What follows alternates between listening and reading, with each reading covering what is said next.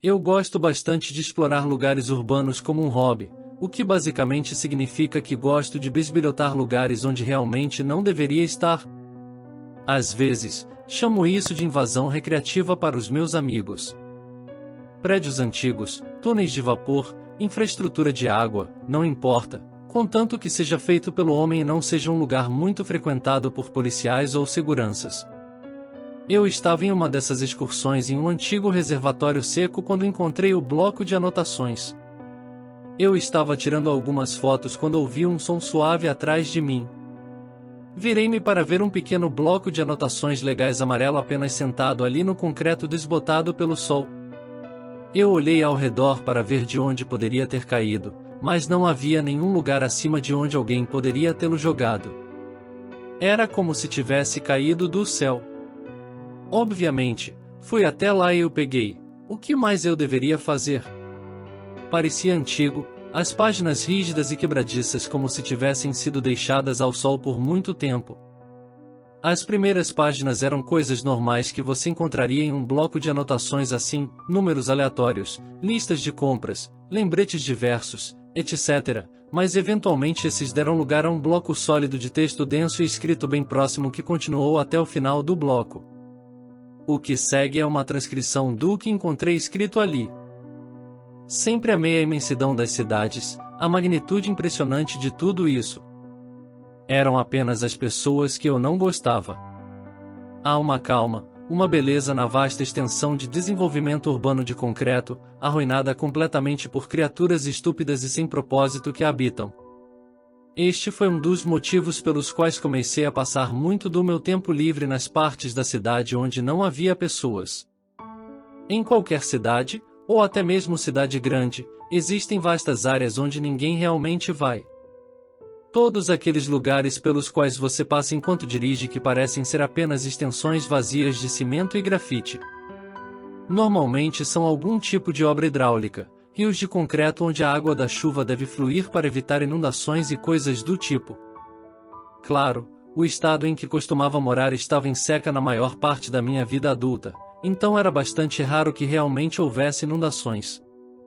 Apenas longos caminhos de concreto e silêncio, um santuário privado da agitação da vida na cidade. Ninguém nunca tentou me parar, e isso é o engraçado. As pessoas sempre têm tanto medo de vagar onde não devem, aterrorizadas de pular cercas por causa das placas vagamente ameaçadoras insistindo que seriam processadas por invasão de propriedade, mas é tudo sem sentido. A barreira existe inteiramente na sua mente. Ninguém realmente se importa, e a polícia tem questões muito mais urgentes para lidar do que manter afastados os invasores em infraestruturas que não são usadas de verdade há mais de uma década. Obviamente, eu não estava realmente sozinho, tenho certeza de que não era o único explorador nessas selvas artificiais, e sempre havia o zumbido constante do tráfego da cidade à beira de minha audição. Havia grafites suficientes para indicar que pelo menos algumas outras pessoas tinham visitado esses lugares, mas eu nunca encontrei ninguém. Se eu ignorasse o som dos carros passando na rodovia próxima, quase conseguia me convencer de que eu era o último ser humano no planeta. Você sabe como se sentia, andar por esses espaços vazios enormes? Era como se eu fosse uma formiga, rastejando constantemente em uma rachadura na calçada, cercado por todos os lados, exceto para cima, pelo peso de um mundo muito maior do que eu.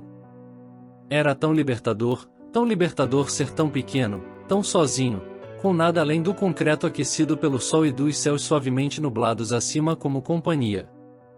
Eu costumava levar minha câmera Polaroid comigo, tirando fotos aqui e ali para olhar mais tarde nos dias em que não podia ir explorar pessoalmente. Foi um dia como qualquer outro quando cheguei ao lugar em que estou agora. Eu estava andando por um dos meus lugares favoritos, o canal, como eu o chamava, embora tenho certeza de que tinha algum nome oficial no planejamento da cidade. Era apenas um longo rio artificial de tipos, projetado para a água fluir, embora nenhuma tivesse passado por ali pelo tempo que me lembro. Continuava por quilômetros e quilômetros, e eu poderia caminhar sem interrupções por horas, se escolhesse. Não consigo lembrar o momento exato em que aconteceu, quando a ilusão de isolamento se transformou em realidade. Quando você se esforça tanto para ignorar o som dos carros passando, você não percebe quando eles realmente param. Lembro-me de me sentir levemente inquieto, como se algo estivesse errado e eu devesse voltar, mas não consigo me lembrar exatamente quando esse sentimento começou ou o que o provocou. Era tarde da tarde quando decidi que precisava voltar para casa, durante aquele período do dia em que os raios do sol lançam longas sombras e tudo parece sutilmente real, como se você estivesse vagando em um sonho. Eu não usava relógio, então não tinha ideia do horário exato. Acredito que cheguei ao canal por volta das 5 horas, e devo ter caminhado pelo menos 2 horas, então não poderia ser mais cedo que 7, mas ao mesmo tempo parecia estar claro demais, quente demais. Comecei minha jornada de volta, os tênis batendo suavemente no concreto aquecido pelo sol, observando minha sombra alongada à minha frente, esticada como uma bala de tafi pelo sol da tarde. As nuvens estavam em um tom de rosa pálido. Ou, para dizer mais corretamente, elas estão em um tom de rosa pálido. Elas não mudaram nem um pouco desde aquela tarde que agora parece tão distante. Eu não tenho ideia precisa de quanto tempo caminhei pelo canal. O sol não dava sinais de se pôr, não havia brisa para mover as nuvens e eu não tinha relógio para medir os minutos. Eu poderia ter caminhado por 3 horas ou 3 dias, não há como saber com certeza. No entanto, eventualmente ficou claro que eu tinha caminhado significativamente mais para voltar do que levaria para chegar lá. Eu estava prestes a me virar, pensando que talvez tivesse perdido o local por onde entrei e não tinha notado, quando avistei algo à frente que me deixou muito preocupado. O canal se dividia, formando 2 caminhos distintos à esquerda e à direita. Quero deixar muito claro que o canal nunca se dividiu em nenhuma das minhas excursões anteriores, e eu tinha viajado em ambas as direções várias vezes por horas a fio. Não era como se houvesse sinais de uma nova construção drástica, uma ramificação da rota principal, ele simplesmente se dividia igualmente ao meio, o concreto coberto de grafite em ambos os caminhos parecendo estar lá por muito tempo, desgastado pelos anos sob o sol quente. Parei por um momento. Pelo menos eu acho que foi um momento. É impossível dizer aqui. O tempo não tem muito significado quando não há nada para medi-lo. Tentei pensar em qual explicação lógica poderia haver para a súbita discrepância na estrutura do canal. Não consegui pensar em uma única razão válida. Eu sabia que não estava enlouquecendo, não tenho certeza de como, mas eu estava absolutamente certo de que ainda estava são e lúcido. Algo havia mudado. Tirei uma foto da divisão, determinado a compará-la com as polaroides que eu tinha tirado anteriormente quando voltasse para casa. É engraçado pensar nisso agora, minha crença de que um dia conseguiria voltar ao lugar que escolhi chamar de lar. Neste ponto, eu estava desconfortavelmente ciente da completa e total ausência do som do tráfego, e decidi que precisava investigar. As paredes do canal não eram muito íngremes, então me arrastei por elas e me ergui para tentar encontrar algum ponto de referência. Quando me levantei, não vi nenhum ponto de referência reconhecível. Vi algo muito mais estranho. No início, não pude acreditar em meus próprios olhos. Parecia absolutamente impossível. Eu só conseguia ver uma vasta e interminável extensão de concreto, até onde os olhos podiam ver. Não havia prédios, nem rodovias ou estradas adequadas, não era como se eu estivesse olhando para uma cidade. A comparação mais próxima que posso fazer é esta: imagine um parque de skate ao ar livre, daqueles que são apenas rampas, túneis e pistas de concreto. Agora imagine que se estende por um continente. Nada parecia ter algum propósito real, não realmente. Era apenas uma paisagem abstrata de cinza, ocasionalmente marcada por grafites. Na época, isso significava que deve haver outras pessoas aqui, mas agora sei melhor do que isso. Na verdade, eu não sabia o que mais fazer, então comecei a andar. Subir pelo lado do canal me levou a um tipo de caminho que estava elevado acima do resto da selva de concreto, e à medida que caminhava, pude observar bem o ambiente ao meu redor. Quanto mais eu viajava, mais notava o quão estranha era a paisagem. Como eu disse, nada parecia ter algum tipo de propósito real, mas certas estruturas pareciam emular as reais. De vez em quando, eu via pedaços de cerca de tela de metal bloqueando aleatoriamente alguns lugares, embora sempre parecesse haver uma maneira de passar por cima ou contorná-los, como se fossem obstáculos a serem evitados em vez de barreiras reais. Havia pontes de tipos, mas parecia menos que existissem para atravessar lacunas e mais como se fossem destinadas a recriar a sombra criada pelas passagens de rodovia. Eu via escadas que não levavam a lugar nenhum em particular e túneis aleatórios com formato de entradas de esgoto, mas pareciam totalmente desprovidos de águas residuais. Mesmo os grafites pareciam sem propósito, aleatórios. Mais tarde, tentei analisar alguns deles, tentando traduzir algum significado dos rabiscos pintados desordenadamente nas paredes, mas foi inútil. Tudo era apenas rabiscos sem sentido ou sequências aleatórias de letras. Enquanto caminhava, tirava fotos com minha câmera, observando-as serem impressas e as sacudindo para secá-las, verificando se a paisagem parecia a mesma no filme que nos meus olhos. Sempre saía normal. Se eu já não estivesse convencido da minha sanidade absoluta, pelo menos as fotografias pareciam provar que eu não estava alucinando. Eventualmente, acabei com um pouco de comida e água que tinha na mochila, e o sol não mostrava sinais de se pôr e o caminho não parecia ter fim, apenas continuando eternamente até o horizonte. Decidi que desceria na próxima descida que visse que se desviasse do caminho e caminharia em uma direção diferente, apenas para ver se a mudança de cenário traria alguma nova revelação sobre onde eu estava e como poderia sair. Encontrei o que parecia quase um escorregador de concreto, curvando-se suavemente para baixo com muitas curvas. Comecei minha descida com cuidado, observando meus passos. Eu estava usando tênis de alta qualidade, e a aderência geralmente era boa o suficiente para me ajudar em encostas perigosas, mas desta vez não tive tanta sorte. Eu tinha caminhado por Deus sabe quanto tempo, e estava muito cansado para pensar com cuidado sobre onde colocar os pés. Tropecei e logo me vi de costas, escorregando pela encosta.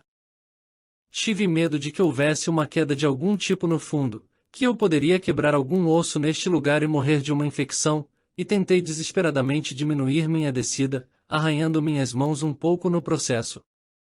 Não precisava me preocupar, no entanto, já que eventualmente a encosta se nivelou e me encontrei em um terreno plano. Além de alguns arranhões leves nas minhas mãos e um rasgo leve na parte de trás das minhas calças, eu não estava pior por desgaste.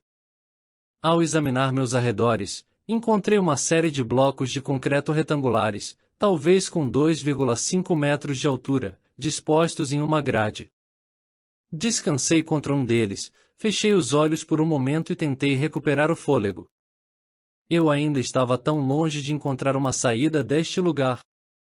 Abri os olhos depois de 1 minuto ou mais e notei algo espiando por trás do canto de um dos blocos de concreto. Levantei-me, gemendo de fadiga e dor, e me aproximei para ver o que era. Para minha imensa surpresa, era um cobertor macio e acolchoado.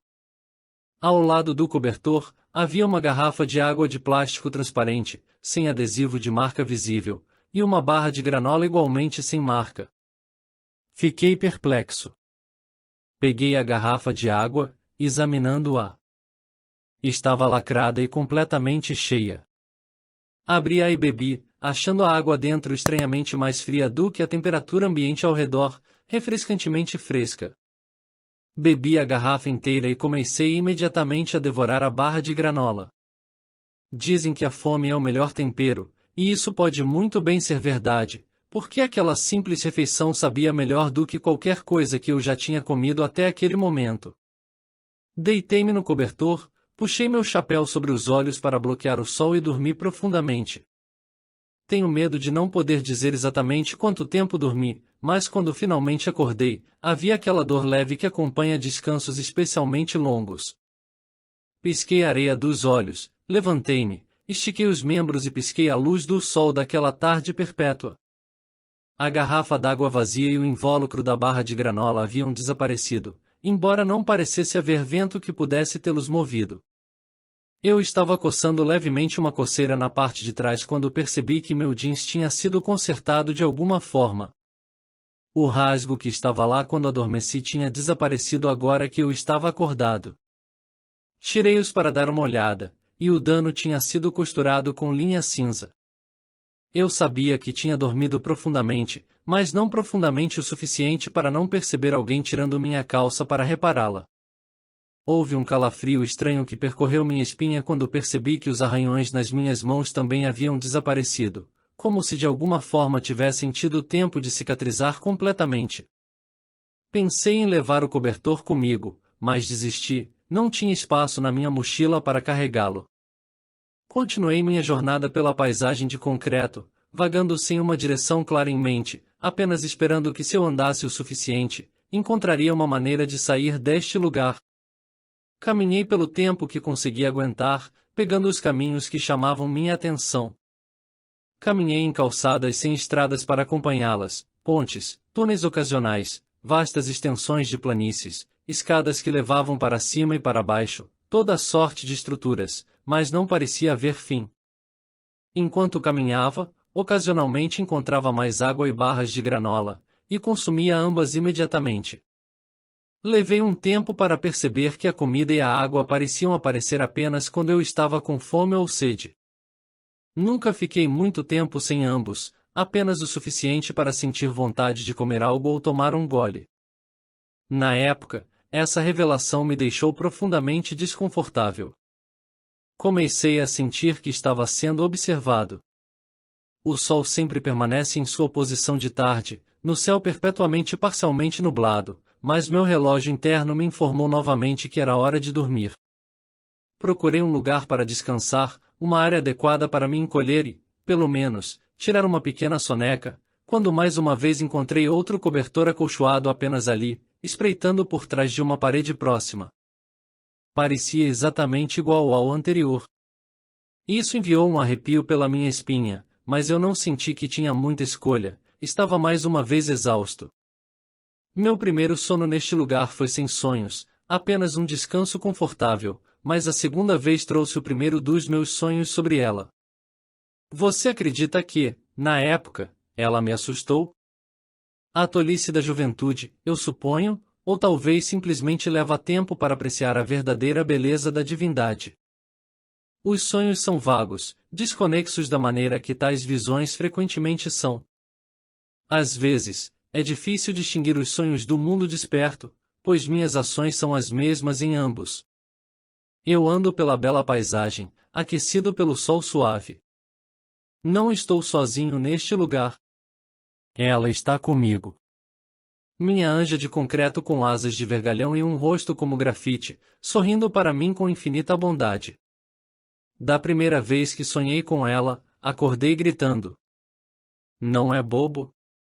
Na verdade, por muito tempo depois disso, eu evitei o sono completamente, ignorando os cobertores que encontrava e escolhendo continuar andando pelo maior tempo possível. Ninguém pode manter o homem das areias à distância para sempre, e quando finalmente apaguei, ele me levou com força. Cada sonho era mais real, mais nítido, do que o último. Eu tinha ficado convencido de que estava vagando em um sonho ao olhar para o céu infinitamente distante e as paredes de concreto ao meu redor, mas os sonhos eram algo completamente diferente. Cada detalhe era nítido, cristalino, até os rabiscos sem sentido nas paredes e o formato aleatório das estruturas. Tudo que era sombrio nas polaroides que eu tirava tinha vida, luz e beleza nos sonhos. As nuvens no céu eram impressionantemente lindas, os grafites tinham detalhes impressionantes, e os blocos de concreto em que eu descansava entre as caminhadas eram macios e reconfortantes, apesar de seu aspecto áspero. Mas nada era mais belo do que ela. Ela aparecia nos sonhos com frequência crescente, seu rosto agora marcado com a sabedoria dos séculos e um amor infinito. Ela não falava, mas não precisava. Eu podia sentir seu amor, sua compaixão e sua aceitação em cada sonho. Eu sabia que estava caindo em seus braços a cada vez que fechava os olhos, e não podia esperar para ver seu rosto sorridente mais uma vez. Foi a terceira vez que tive o sonho que percebi que estava passando mais tempo nos sonhos do que na realidade. Eu ainda estava acordado, mas os intervalos entre os sonhos estavam encolhendo rapidamente. Eles estavam se tornando cada vez mais um refúgio de mim mesmo, um lugar onde eu podia escapar da dura realidade deste mundo cinzento e solitário. Eu estava deitado em um banco de concreto, olhando para o céu quando percebi que não podia mais ver o sol. Eu podia ver o céu, era uma linda tonalidade de rosa, mas o sol estava completamente encoberto pelas nuvens. Isso não era um problema, eu pensei comigo mesmo. Não havia necessidade de me preocupar com isso. Eu ainda tinha comida e água suficientes para sobreviver e, enquanto os sonhos fossem tão belos quanto eram, não havia razão para voltar para a realidade. Eu estava sentado ali, olhando para o céu sem sol, quando percebi que não estava sozinho. Havia algo no banco ao meu lado, algo que não estava lá antes. Eu virei a cabeça devagar e quase desmaiei de surpresa. Ela estava lá, sentada ao meu lado, sorrindo para mim com aqueles olhos profundos e amorosos. Seus cabelos eram negros como a meia-noite e sua pele era tão pálida quanto o concreto que nos cercava. Ela estava vestida com um vestido longo e branco que parecia brilhar sob o céu nublado. Eu sabia quem ela era. Eu a tinha visto nos sonhos, mas ver ela na realidade era algo completamente diferente. Eu não sabia o que fazer. Eu só podia ficar ali e olhar para ela, incapaz de formular palavras. Era como se todos os pensamentos tivessem sido tirados da minha cabeça, deixando apenas um vazio absoluto. Ela olhou para mim com aqueles olhos profundos e amorosos, e pela primeira vez, ouvi sua voz. Era suave e melódica, como uma canção de ninar. Você está perdido, meu filho? Ela perguntou, sua voz tão suave quanto uma brisa de verão. Eu queria responder, queria dizer que sim, que estava perdido, que não sabia como chegar em casa. Mas as palavras não saíram. Tudo o que consegui fazer foi balançar a cabeça. Ela sorriu para mim novamente, aquele sorriso que era mais bonito do que qualquer coisa que eu já tinha visto. Não tenha medo, meu filho, ela disse. Eu vou cuidar de você. Vou levá-lo para casa. Foi então que ela estendeu a mão para mim, e sem pensar, eu a peguei. Senti um calor estranho passar por mim quando nossas mãos se tocaram, e então tudo ao meu redor começou a desaparecer. O banco de concreto, o céu nublado, tudo começou a desaparecer diante dos meus olhos. E então, quando tudo estava escuro, eu ouvi a voz dela novamente, suave como uma canção de ninar. Durma, meu filho, ela disse. Tudo ficará bem. E eu dormi. Eu dormi profundamente. Quando acordei, estava de volta àquela paisagem infinita de concreto.